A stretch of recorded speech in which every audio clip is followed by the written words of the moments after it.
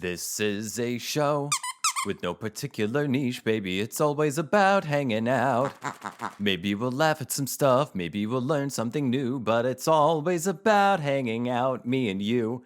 Hi, hello, and welcome to That Thing with James, a podcast about nothing in particular. Oh dear, I tossed a toy and I hit something. Hi, what's up? Yes, welcome. What was I saying? Welcome to That Thing with James. This is a podcast about nothing in particular. I am your host, James, and today we're reading some fan fiction. Oh yeah, between two fandoms I'm a part of, Columbo and Death Note. But first, real quick, some quick business. Hey, I have a Patreon for the show. I've got over 100 bonus episodes. Check it out, patreon.com/thatthingwithjames. It's cheap, $5, just one Lincoln. I think that's Lincoln on the 5, isn't it? Is it the 5 with Lincoln? I'm pretty sure. $5 will get you 30 days of access, and you can watch all 100 plus. I think we're at like 120 about, or just on the edge of bonus episodes. Patreon.com/thatthingwithjames. To those of you who are already patrons, thank you so much. To those of you who aren't yet, man, I could really use some patrons. But I'll get into that in the bonus episode. We'll save the goss. We'll save the personal news stuff for the bonus episode. But for this one, we're just gonna try to have some fun. So it occurred to me last night, why don't I check out AO3? That's a shorthand for a website called an archive of our own .org, or just archive of our own.org. And I was like, I'm sure I could find some funny fanfics. And as I was looking for funny fanfics, I was like, well, these are like specific fandoms I don't know anything about. I don't know most of these animes. Why don't I just go and sort by top of all together? Let's eschew the comedy bit and just go for top of. And I'm scrolling through the different fandoms of all the different fan fictions they have on this website. And I was like, wait a second. Do they have Columbo? And it turns out they've got a lot of Columbo. And one of the top ones was Columbo crossed with one of my favorite animes of all time, Death Note. So we're going to get into it in just a minute. So yeah, but first, support the show. Get access to lots of bonus episodes, patreon.com/thatthingwithjames. You can find that written in the episode description along with my social handles, subreddit, and show email. Episode description is where you'll find that stuff. Let's tarry no longer and get into it. Let me wipe the schmutz off my glasses and we'll jump in to Murder by the Notebook. All right, now, before we get into this, I didn't post a new episode last week because it was Memorial Day week and I just really wanted to give myself a little break. Anyway, so this fanfic is a crossover between Columbo and the Japanese animated series Death Note. If you're not familiar with Columbo, they're both amazing shows, Columbo and Death Note. Columbo was a live action show, an American show in the 1970s about this dude works for the murder investigation. He's a Lieutenant Columbo. He's a detective. And he's this like kind of a schlubby kind of guy. He's like middle-aged dude, always wears battered clothes, drives a beat-up old car. And he seems like he's constantly bumbling around and has no clue what he's doing, when in fact, he is a genius detective. He's on par with like Sherlock Holmes, but he's not flashy like Sherlock. Sherlock seems the peak of competence. Lieutenant Columbo presents as the peak of incompetence. And it's an act. It's how he gets the criminal, the murderer, to confess, really.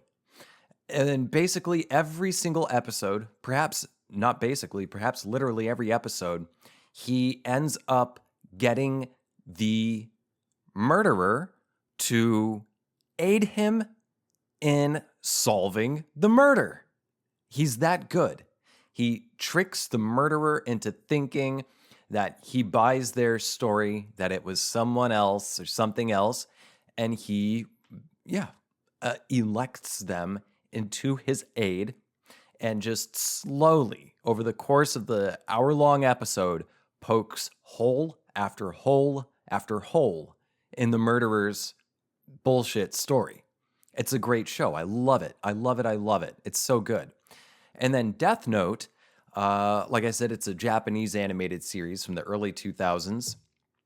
And that one is about a bright upstart, a bright young man who's like he starts out a senior in high school, and he finds this black notebook called a Death Note.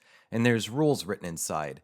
And basically, what you do with the Death Note is you write a person's name, their real name, in the notebook while keeping, in your mind's eye or literally right in front of you, a picture of their face. So you're getting a specific face to go with a specific name. And once you write that person's name in the notebook, the person dies. I think within 30, 45 seconds, their heart will stop.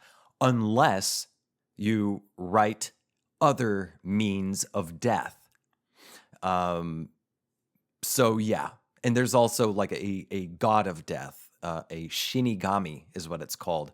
A Shinigami named Ryuk, who is attached. He actually owns the Death Note and he's the one that usually writes down names. It's like death, but if death had a notebook, it writes your name in it, and then you die. But this god of death, and there are multiple Shinigami, gods of death, in this story. This one, Ryuk, he just got bored. So he intentionally dropped his Death Note to let a human pick it up. And he happened to get a human who is a megalomaniac, narcissist, who believes he should be God of a new world order. So there we go. He also gets investigated. So that guy, the high schooler, his name is Light Yagami. Although in Japan they say your family name first. So that's how it's written in the story, is Yagami Light. He was being investigated by another really great detective whose name was L, the letter L. And also Light, the high schooler, who now has the Death Note, started going by the name Kira, Kira, which was a little play on the word killer. Kira. Yeah, there we go. Hold on. Let me get a sip of coffee, and we're just gonna dive right into this, all right? Murder by the Notebook. Summary. 3 months have passed since the cat and mouse game between L and Light came to its dramatic conclusion. Untethered by caution or prying eyes, Light has wrought havoc as Kira. There seems to be no end in sight for his party, until one day when the task force announces a new consultant for the case, an American at that. Is he just some schmuck for Kira to wipe off his windshield? Or has the young psychopath finally met his match? Chapter 1. New Cop in Town. The pen is mightier than the sword, especially with blood as your ink. These words rolled around Light Yagami's mind as he tried to relax in his spacious new office. He was leaned back in his chair with his feet kicked up on the desk, deep into his new work routine of trying to mentally write what would eventually be his memoir. After all, it wasn't like any of the paperwork mattered. Ecstatic as he was to be rid of the greatest obstacle to his ascension to godhood, he could no longer deny that things had been a bit boring since L had been lowered into his new permanent residence. Once upon a time, every day had been a fight for survival, with that slouching, bug eyed lunatic breathing down his neck at every turn. Now, the only occasional spark of emotion in his life came from the sparse, irritating reminders that his name had actually been the letter L. L. Laliette. He rolled his eyes to no one in particular. It still pissed him off that he'd never even considered such a brazen possibility. Nevertheless, the bastard was dead, and Light had new plans to occupy his time. He had hoped to be out. Excuse me. He had hoped to be out in the open by now, all opposition crushed underfoot, as the remainder of the human race worshipped him as the new god. Alas, he had underestimated just how resistant humanity would be to an absence of crime and suffering. He languished day in and out over the Sisyphean nature of his life's work, looking for any chance to break out of the monotony. The current plan was to wait until enough time had passed before strategically eliminating the rest of the task force one by one. Hopefully they'd wise up after the first few deaths and finally quit before he got to his father. But if Soichiro, his father, had to die for the world to be saved, then it was hardly a troublesome sacrifice. Angst aside, Light was still a patient man. He'd take all the time he needed. It was Ryuk who grew restless. You know, the god of death rumbled from the corner sofa. When I agreed to let you have my death note, I was under the impression that you'd be interesting to watch. Light gave no reaction, but recoiled internally. He could never quite be sure if Shinigami were telepathic or not, but Ryuk had a habit of coincidentally speaking on his thoughts that he didn't like. Not that it hasn't been fun, mind you. The skeletal beast slurred, already 8 apples deep into the basket Light had provided. It's just that this little dry period of yours is starting to drive me stir-crazy. Every day it's a new list of warlords, traffickers, spree killers, blah, blah, blah, blah, blah. Seen one human keel over, seen 'em all. Whatever happened to that whole God of the New World shtick you were so keen on last year? Light cleared his throat, steeling himself for the balancing act that was attempting to convince a god to trust a human. Power rarely comes easy, he began. I could come out of the woodwork right now writing names in all directions, but all it takes is one idiot with one lucky shot to ruin everything. The pen may be mightier than the sword, but guns work faster. Ryuk stared at him, unconvinced. Light cleared his throat.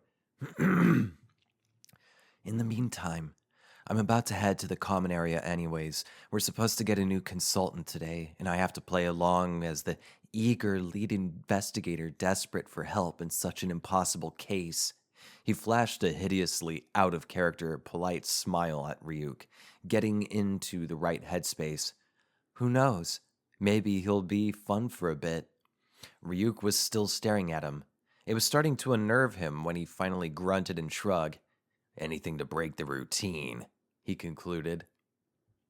Light reflected on the new member's file as he made his way down the hall to the common area. The man did have an impressive record, catching mostly rich socialites that might have gotten away with it otherwise. But America was a different breed of criminal, most of them arrogant fools who wouldn't last 5 seconds in this city. And if this so-called professional was graded on a curve that was American crime, he shouldn't pose much of a threat after all. Still, it was odd how suddenly insistent Interpol had been on this guy. He had arrived a few minutes late, as the few remaining task force members crowded around someone he couldn't see. As he approached, his father turned to greet him. "Ah, Light!" His voice boomed. He was speaking in English. "So glad you could join us. I was worried you'd be buried yourself alive in case files." The rest of them laughed, including the unseen stranger behind Soichiro. It was a husky smoker's laugh. Light did his best to brush off the jab, curiosity outweighing pride. "Well, what can I say?" he replied in English, putting on that smiling mask he hated. There aren't enough hours in the day for me to study everything properly, so I get my time where I can. Sorry I'm late at any rate, but you'll certainly seem to be in better spirits compared to but you all certainly seem to be in better spirits compared to lately. Oh, his father interjected. Forgive me, I forgot to introduce you. Lieutenant, meet our lead investigator and my own pride and joy, Yagami Light. The lieutenant was just sharing some old war stories with us from his time in homicide. He stepped aside to reveal the mysterious stranger, and it took every ounce of willpower Light had to not burst out into laughter. Before him stood a homely, 5'6" schlub of a man with his hands in the pockets of a vintage raincoat that should have been burned 10 years ago. He appeared to be in his late 40s, but his record suggested he was even older. He grinned before reaching out a hand so calloused it could have probably stopped a knife. Let's see if I can. I haven't seen Columbo in a minute, and I should have looked up his voice. I'm going to try to conjure from memory here so I can do a Columbo voice. Lieutenant Columbo, Los Angeles Police Department. I know he's from Brooklyn. The real actor is. Lieutenant Columbo, Los Angeles PD. He introduced himself warmly. The man had a voice like sand and molasses, smooth flowing, but filled with grit. Light accepted the shake, trying not to visibly squirm. Pleasure to finally meet you, detective, he managed. Lieutenant Columbo clasped a second hand over Light's as they shook, much to his chagrin. Oh, I gotta tell you, the pleasure's all mine, he beamed. I'm telling you, back home, you don't see too many street cops under the age of 25, much less the lead investigator. He finally allowed their hands to separate before continuing, his smile replaced by a look of morose sincerity. Hell of a thing you got going on, though. Hell of a thing. He shook his head and clicked his teeth. Light fell into routine. Well, it's a case unlike anything the world's ever seen before, he stated, for what felt like the 1,000th time. Body counts like this are usually reserved for wars. We've narrowed down quite a few details, but I'm afraid the investigation's plateaued a bit. It's beginning to feel asymptomatic. The detective squinted slightly, as if to ask for clarification. Like asymptotes, the mathematical term for a line on a graph that infinitely approaches zero but never reaches it. Light almost chuckled in spite of his irritation. Oh, of course. The shorter man slapped a palm to his head playfully as the grin returned. Boy, I tell you, geometry never really was my thing. What with the sinuses and the sines and cosines and tangents, they got the nerve to start combining them just when you think it's starting to make sense. He shrugged sheepishly. Thankfully, LAPD doesn't require a math degree.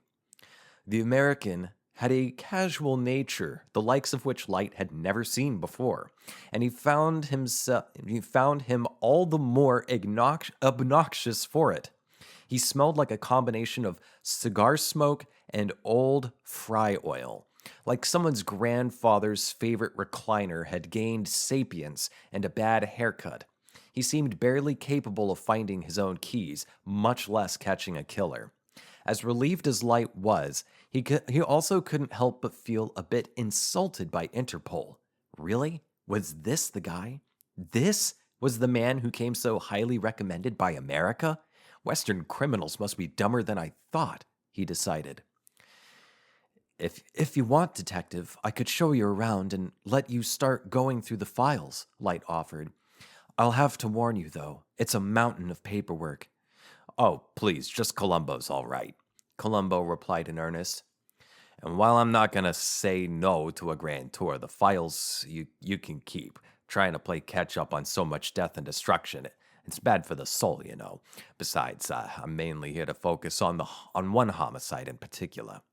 Oh, and which one might that be? That Ryuzaki fella, Columbo replied, before producing a fat cigar from his coat. You don't mind if I smoke, do you? Helps keep the gears turning. After a beat, for everyone to shake their heads politely, he lit a match and stuck the cigar in his teeth to light it before continuing. Nah, that poor kid's my main focus, seeing as it happened here and he spent most of his time around you all. I'm hoping the trail ain't gone too cold. He seemed to study Light as he replied, well, that would be the most logical one to focus on, wouldn't it? Immediately, his mind began to race, thinking about any loose ends he might have forgotten in his months of coasting before finally deciding it wasn't much worth worrying about. If you'll follow me, I'll show you around. He led the way out of the common area to the offices. As they walked down the hall, Columbo suddenly chirped from behind him. Nice shoes. I beg your pardon? The stout detective strode up to his side. I was just complimenting his shoes. I tell you, it's a rare treat for me to afford new anythings on my salary, but my wife's getting promoted soon. Could certainly make shopping easier. I think a pair like that, I think I'd like that. I just got to ask, though, do you need to borrow some polish? Polish? Light repeated, already sick of the conversation. Yeah, you got some scuffing on the backs of them, sort of like the kinds I get on mine sometimes when I kick my feet up back home. Granted, scuffs on my steppers ain't no big deal. These things have seen far worse than a few naps at my desk. But to scuff up a nice pair of shoes like that, nothing short of a tragedy. Light stopped and stared at him for a moment, unsure of whether or not he'd been insulted. I have my own polish, thank you, he finally replied. And, Detective, you do well to look into the social norms of politeness in this country. I think you'll find they're a lot more important than you're used to. Columbo put both of his hands up in surrender. No offense meant, honest. I'm sorry if I was out of line. I promise I only meant to spark a pleasant conversation. Light pushed the rage back down. There would be plenty of time to deal with this oaf later. Quite all right. I understand there are cultural differences to work through. Now, I think I better show you where the bathrooms are before anything else. It's always the first thing I look for in a new place. He managed to put a smile back on his face.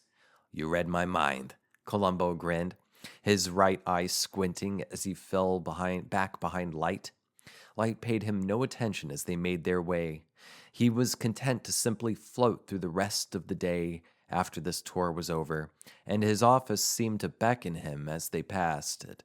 He stole a glance inside at Ryuk, who and saw what troubled him. The Shinigami was grinning for the first time in many months.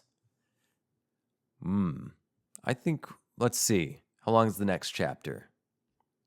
Yeah, we've got time for another chapter. Let me take a sip of water, and then we'll get through chapter 2. Be right back. Chapter 2. Good old-fashioned detective work. In the cold emptiness of her luxury apartment, Amane Misa contemplated her life. She'd attempted to keep a diary before, but quickly decided it was too dangerous and burned what few entries she had made. It wasn't just about avoiding unnecessary paper trails either. She knew how he'd react if he found them. So here she was, walking the halls of a crystalline mahogany tomb as she swam through her own thoughts, trying desperately to piece something together. She wanted to be good for him. She really did. But every day, it got harder and harder to avoid that nagging feeling, that desperate voice at the back of her skull, begging her to look at something. She'd never once allowed it to actually tell her what to face, but every day it got a little closer. Her life had become a formula, episodic even. Every day began and ended the same. Even the interruptions were stale. A talk show here, a magazine interview there, a little bit of social media everywhere, and always about the same thing: Light and his sham investigation. The world had stopped caring about her music after Ryuzaki's death. All eyes instead laser focused on her darling fiancé. Her management team, her real management team, not whatever Matsuda pretended to do, had even postponed her next tour, insisting it would be better to wait until Kira was caught, and the publicity of that had died down. The meeting had felt like a courtroom hearing. The verdict? Life without parole.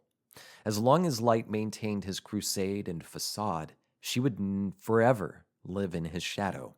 She would never be anything more than the trophy clinging to his arm in public, discarded after the cameras left like a doll abandoned by a child who had outgrown her. And there it was. She stopped dead in her tracks as it finally sank in.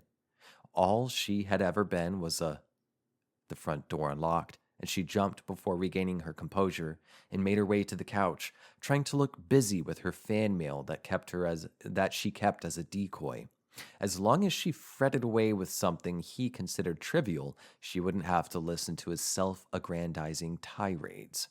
She'd realized she'd grown tired of this new god spiel for quite a while now. Probably since even before Rem had.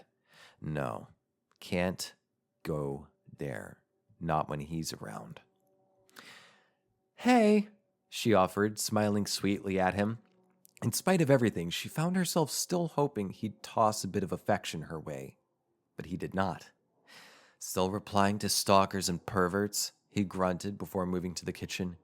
For your information, she retorted, letting it slide off her back, I've had several hundred young women begging for information on my new tour. You know, the one that's been canceled? As expected, he ignored her and jumped straight into talking about what he wanted. We have a new consultant from America. He has to go. So soon? He's a hanging-on idiot who couldn't find his own coat if it weren't stapled to his shoulders, he continued. He was pacing now. Misa moved her feet off the floor and onto the couch, convincing herself that she'd gotten out of his way. Well, do you know his name? He stopped in his tracks. No, I don't. Huh. It's funny, he'd spent all day talking my ear off, and I never even got his first name. Just his rank and last name. How did I miss that? He shook his head to snap out of it. Odds are he's going to question you at some point. You can just tell me his name when you see it. He's obviously protecting his whole name. Columbo is probably just an alias. She felt a flare of irritation. You're just assuming I'm going to do that? Last time you needed my Shinigami eyes, you at least buttered me up with promises and romance. What? I'm not even worth bribes anymore? He didn't respond. He merely wandered into the kitchen. That was that, then. She was about to resign herself to yet another evening of numb isolation when there was a knock at the door. I just got home, Light grumbled as he made his way back to the door. His tone changed when he opened the door, and she heard him put his Babe in the Woods persona back on. Why, detective, he cooed. What brings you by? Didn't we just part ways at HQ? Pardon me, came an oddly comforting smoker's voice from the foyer. Truth is, I'm following up on some trails Ryuzaki was sniffing out. You know, just tying up loose ends. And I don't mean to offend or nothing, but, Miss Amane was a suspect for a while, and I just wanted to ask her some questions. Like I said, it's more likely than not absolutely nothing. But these little things, they bother me, you see. I'd hardly be doing my job if I didn't check every avenue. Light let out a polite chuckle. You believe my fiancée is Kira? He chortled. Well, no, sir. I never said that. But before he died, Ryuzaki spent more time with the two of yous than he did with anyone else. Just to be transparent, I'd like to talk to you at some point as well, just to rule you both out. Mind. I still don't understand why this couldn't just be a phone call, detective, Light replied. Well, that's just a personal preference of mine. You see, I'm just too old-fashioned for my own good. I don't do too well with cell phones or emails. Hell, I'm writing physical letters to my wife back home every day. I prefer to do these things in person, and honestly, there's a certain aspect of this whole thing that I'd actually like some help on. I see. Yes, I believe This is a rather unorthodox case compared to your typical jealous wife shoots mistress affair, isn't it? Life chuckled to himself. Come right in, detective. My darling fiancé would be happy to help us, as would I. He had that little bite back to his voice, reminding her of a spider approaching a fly in its web. Light sat next to his bride to be with his hand on hers. He was smiling politely as Columbo's elementary questions about Shinigami and their whims. But as he was growing increasingly incensed at the repetitive nature. Worse, Misa kept glancing at the space over Columbo's head, almost pointedly, as if she wanted him to see that she could see his name. By his guess, she was about to leverage it against him for yet more attention.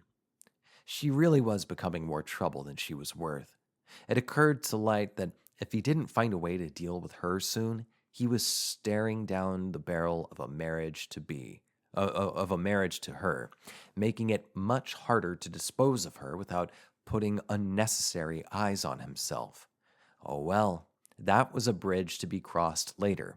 He could easily grin and bear his way through a couple more days of saccharine sweet little nothings to her until the American was dealt with. Then he'd practice playing the part of a poor grieving widower for when her time came. God of death and magic notebook, Columbo muttered incredulously, his hand absent-mindedly ruffling his hair as he processed it all. I read what I could on the flight over, but even with the impossible nature of the killings, the supernatural aspect was still too much to believe at once. Damn, hard thing to believe, but the facts don't lie. No, sir. He turned to look at Light. You poor souls really got your work cut out for you. I don't envy what you must have gone through the past year. As odd as it sounds, Light replied, an outside perspective might be exactly what we need. An impressive record like yours, surely you have a better understanding of how killers think. Kira is only human after all. Columbo bashfully hand-waved away the praise. I'm just a lucky duck who gets hung up on tiny details, he grinned. Tell me something. If you could, what happened on the day Ryuzaki died? Light took on a more somber tone, his eyes cast down. He was just about to try something. He was busy testing the rules of the notebook. One of the last rules written in the back of the book said that anyone who uses the notebook needs to keep using it to kill people. It said if 13 days passed without a kill, the user would die. He proceeded to explain L's plan of using the death note for an execution, pausing occasionally to choke back a sob for the loss of his beloved investigation partner. At the same time, he did his best to make the plan seem foolish and desperate, as if it had been a reckless decision that had almost cost them the investigation. He never even got to give Watari the go-ahead, he sighed. Before we could even get into a lockdown state, the poor man had died, erasing everything about the investigation. Ryuzaki was about to give an order when he paused again, finding the strength. He was about to say something when it happened. He fell out of his chair from a heart attack. I hope he was able to hear me apologize, but odds are he was dead before he hit the ground. He put his face in his hands and felt Misa rub his shoulder reassuringly. At least she was playing her part. Columbo leaned forward from his chair and patted Light on the knee with his leathery hand, again sending gooseflesh up his spine. I'm sorry you saw that. He spoke softly. He even sounded sincere. What about Rem? You said she was hanging around for the better part of a few days. Do you know what happened to her? Light looked up and shrugged. She vanished without a trace. The notebook with her, and nobody even knows where she was during all of this, so we can only assume she was working with Kira. Columbo nodded. Maybe. But if that's the case, why didn't she do anything sooner? What do you mean? Well, If this Shinigami was hanging around the station for so long, why'd she wait until the last possible second to act on it? If it was her, we're assuming she's killed two people in two different places in the span of what, 20 seconds? His brow furrowed, and he ran his hand through his hair, standing up to pace before continuing. Furthermore, why'd she stop there? If she was simply doing Kira's will, why wouldn't she, clear the room out? If I'm a guy with a god in my pocket, I wouldn't waste a one-time opportunity on just two of the guys on my trail. He stopped, suddenly, turning to Light with urgency. What is it? Light asked, doing his best to sound casual. She didn't clear the room. So, either she didn't want to, or she couldn't. Either way, I don't know how to say this delicately, but we're looking at a real possibility that Ryuzaki was onto something. And I mean something big. Positively case-breaking big. Someone decided the party was over and decided to make his move. His detective? Mr. Yagami, I think Kira is a member of the task force. There was a heavy pause. I was really hoping I could rule everyone out, but I can't. He's either one of you, or he's got a man on the inside. He rubbed his temples and sighed. Listen, I'm sorry to ruin your afternoon, both of you. I'm gonna go ahead and get out of your hair, but thank you both for your time and hospitality. He extended his hand to Misa, who graciously stood to take it, expecting him to kiss it. Instead, he merely shook it, giving it a quick squeeze before letting go, and then gave the same treatment to Light before heading to the door. Oh, Miss Amane, he called back over his shoulder. Yes? I'd still like to get in touch with you at some point. We got to talking about death gods and magic books for so long, I'm completely slipped my mind. My wife's a big fan of yours, by the way. She's got a very broad taste in music, and we even have a couple of your albums on vinyl. Oh, that's very kind of you to say. Thank you. Yeah, she was heartbroken to hear about your tour getting canceled. I've been saving up to take her to your San Diego show as an early Christmas present, so sorry to hear about that, She shrugged and pursed her lips. Things happen, as I think the American saying goes. Light showed him the door and was about to close it before the little man stuck his head back in one last time. Oh, he exclaimed. One last thing. I almost forgot. You said Watari deleted everything to do with Ryuzaki's research and the case. Is that right? Yes, Light said through gritted teeth. Well, that's only partially true. You see, whatever button he hit also sent a few files to every investigative agency he was in contact with, including the FBI. It didn't contain much, but it did have scans of every page of that notebook. I hadn't looked at it until now because, well, I'm about as good with computers as I am flying an airliner, but Mr. Matsuda helped me get some printouts of everything so I can start going over that. I'll let you know if anything comes up, okay?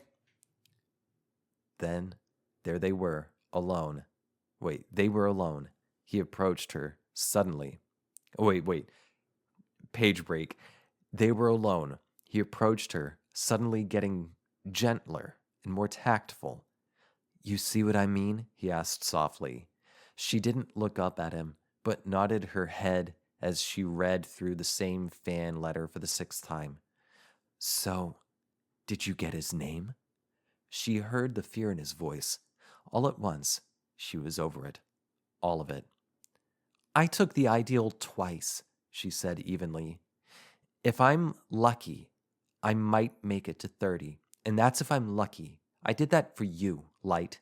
She looked up at him. I did that for you. All I ever wanted in return was to be loved. But that's not going to happen, is it?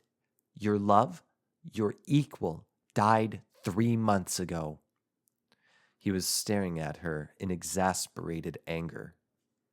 If you want his name so bad, she continued, make the deal yourself. Do your own dirty work for once. And with that, she went to their room, locking the door. There was nothing he could do to her anymore. I'm into this. I'm gonna save this for the next free episode. I'm not gonna rob you freebies of this story. I am into this. Yeah, definitely a Columbo fan. They've got the pattern down, the idiosyncrasies. Oh yeah, I'm really enjoying this story. My goodness.